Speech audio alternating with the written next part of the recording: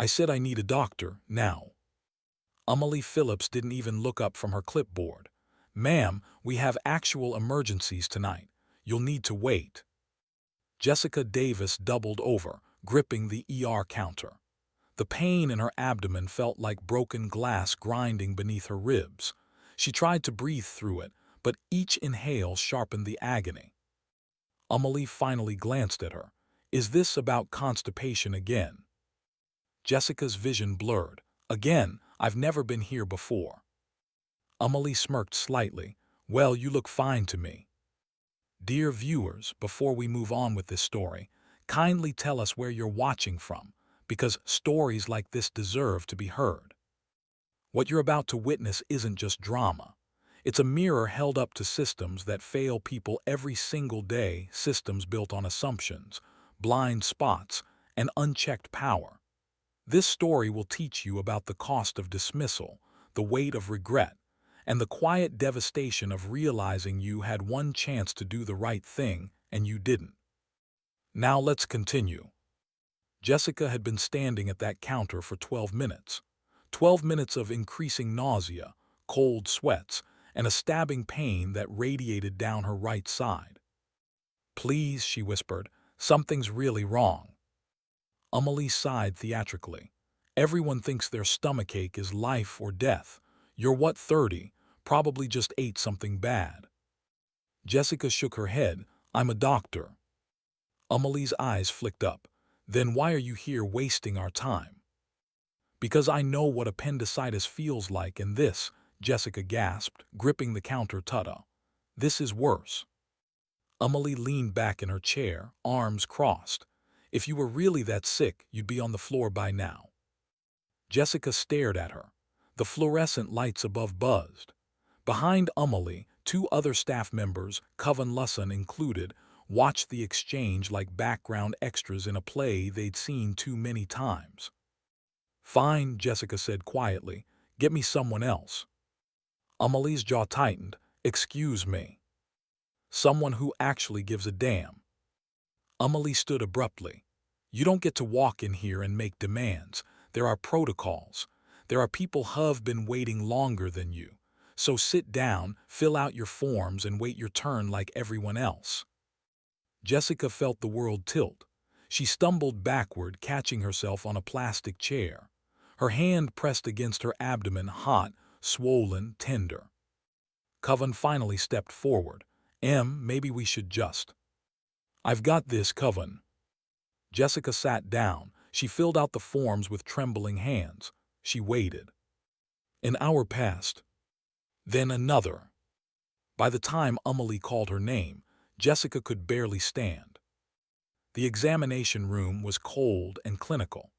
Emily took her vitals with the enthusiasm of someone checking expiration dates on milk cartons. Your heart rate's elevated, Emily said flatly. Probably anxiety. Jessica's voice was barely a whisper. It's not anxiety. Emily didn't respond. She scribbled something on the chart, then turned toward the door.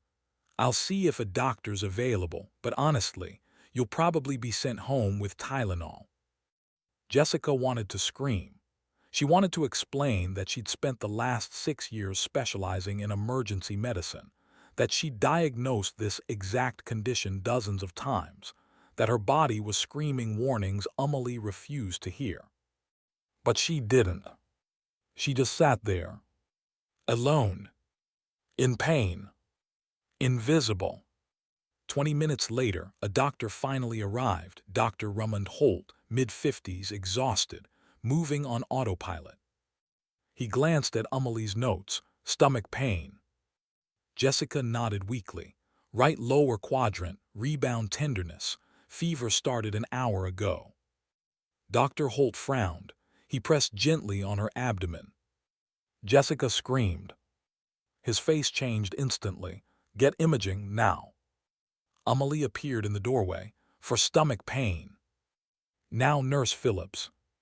The CT scan told the story Jessica already knew. Ruptured appendix. Sepsis beginning. She was minutes, maybe hours, from systemic infection. Surgery was immediate. Amelie wasn't in the room when they wheeled Jessica away. She was at the nurse's station, complaining to Coven about dramatic patients who waste everyone's time. Jessica woke up 2 days later. The surgery had been complicated. The infection had spread further than expected. She'd spend another week recovering. But she was alive. Dr. Holt visited her room on the third day. He sat down heavily, rubbing his face. "I'm sorry," he said simply. "You should have been seen immediately." Jessica nodded. She didn't have the energy to be angry yet. "For what it's worth," Dr. Holt continued, "I've filed an incident report. What happened to you was unacceptable." Jessica closed her eyes. "It happens more than you think." "Not here, not anymore." She wanted to believe him. Amelie arrived at work the following Monday to find the hospital buzzing. New leadership. Big changes. The hospital board had appointed a new medical director, someone with a sterling reputation, years of ER experience, and a mandate to overhaul patient care protocols.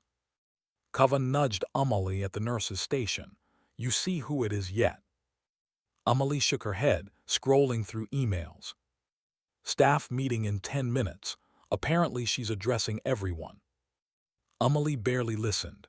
She was still irritated about the incident report Dr. Holt had filed, as if she'd done anything wrong. She'd followed protocol. She'd triaged appropriately. The meeting room filled quickly. Amelie grabbed a seat near the back, arms crossed. The door opened. Jessica Davis walked in. Amelie's stomach dropped. Jessica moved to the front of the room with calm, measured steps. She wore a crisp white coat. Her name badge read, Dr. Jessica Davis, Medical Director. The room fell silent. Jessica's eyes scanned the crowd and landed directly on Amelie. No anger. No triumph. Just recognition. Jessica's first speech was short. She talked about patient care, about listening, about the systems that fail people before they ever reach a hospital bed. She talked about implicit bias. She talked about dismissal. She didn't mention Amelie by name. She didn't have to. After the meeting, Amelie sat frozen in her chair. Coven touched her shoulder gently. "You okay?" Amelie couldn't answer. Jessica had been the patient, the one she'd brushed off, the one she'd mocked, the one she'd nearly killed through sheer indifference. And now she was Amelie's boss. Amelie wasn't fired. That was somehow worse. Jessica restructured the ER's triage protocols. She implemented mandatory bias training. She created a patient advocacy system. And she assigned Amelie to every single training session. Amelie sat through workshops on implicit bias, on recognizing pain in patients of color, on the deadly consequences of assumptions. She watched video after video of families grieving loved ones who'd been dismissed, ignored, sent home to die. She saw herself in every story. One afternoon, Jessica called Emily into her office. Emily expected termination. Instead, Jessica handed her a folder. "This is Mrs. Thompson," Jessica said quietly. 62, black woman, came in last night with chest pain. The attending physician sent her home with antacids. Emily's hands shook. She coded in her driveway 20 minutes later. Her daughter performed CPR until the ambulance arrived. She survived, barely. Jessica leaned forward. "I need you to understand something, Emily. This isn't about revenge. This is about making sure you never do to someone else what you did to me, because next time, they might not survive." Emily's voice cracked. "I'm sorry." Jessica nodded slowly. "I know, but sorry doesn't save lives. Change does." Months passed. Emily became a different nurse, quieter, more attentive, haunted by the knowledge of how close she'd come to catastrophe. She saw Jessica in the hallways sometimes. They never spoke beyond professional necessity. But Emily carried that night with her everywhere. The night she looked at a suffering woman and saw nothing. The night she held power and used it to harm. The night she learned that cruelty doesn't always roar. Sometimes it's just indifference wearing scrubs. Jessica never forgave her, but she gave her something more valuable. A chance to be better. Emily would spend the rest of her career trying to earn something she'd never fully have back. Trust. Humanity. The belief that she could look at someone in pain and actually see them. Some lessons cost everything to learn. Emily learned hers too late to undo the harm, but just in time to stop herself from doing it again. Jessica stood at her office window one evening, watching the ER entrance below. Another patient arrived. Another nurse greeted them. Another chance to get it right. She thought about that night often, the pain, the humiliation, the terror of being invisible. She'd survived. But how many others hadn't? Jessica pressed her hand against the glass and quietly promised the ones who didn't make it, "I'll make sure they remember you existed. I'll make sure this never happens again.